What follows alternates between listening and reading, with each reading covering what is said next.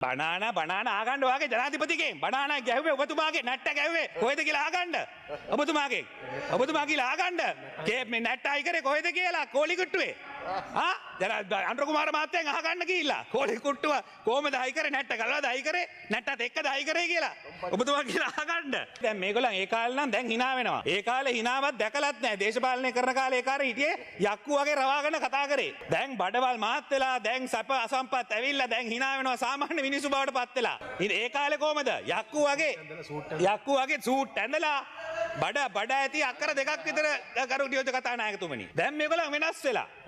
කොණ්ඩේ හදලා දැන්ඩි වෙලා ඉස්සර හිනාවක් දැකලා නැහැ. අවුරුදු ගාණක් අවුරුදු 50ක් වෙනවා. ඉන්න යක්කු වගේ කතා කරන්න ඇවිල්ලා හැම එකකටම ගේම දෙන්නම් මරන්නම් කියලා ඒ කාලේ. දැන් ඔක්කොම වෙනස් වෙලා. දැන් බලන්නකො අර හිනා බලන්නකො අම්මෝ හිටිය මිනිස්සුද කියලා හිතා ගන්න බෑ. පාටත් වෙනස් වෙලා.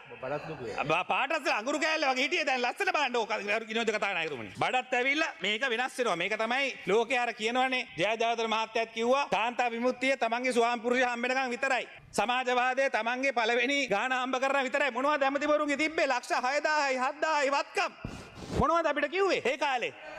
කියනවා කෑ ගහනවා. බනාන ආගන්න වාගේ ජනාධිපතිගෙන් බනාන ගැහුවේ ඔබතුමාගේ නැට්ට ගැහුවේ කොහෙද කියලා ආගන්න ඔබතුමා කියලා ආගන්න මේ නැට්ට අයි කරේ කොහෙද කියලා කෝලි කුට්ටුවේ අනුර කුමාර මහත්තයන් අහගන්න ගිහිල්ලා කෝලි කුට්ටුව කොහමද අයි කරේ නැට්ට ගලවද අයි කරේ නැට්ටත් එක්කද අයි කරේ කියලා ඔබතුමා කියලා අහගන්න ඒ හින්දා නැටි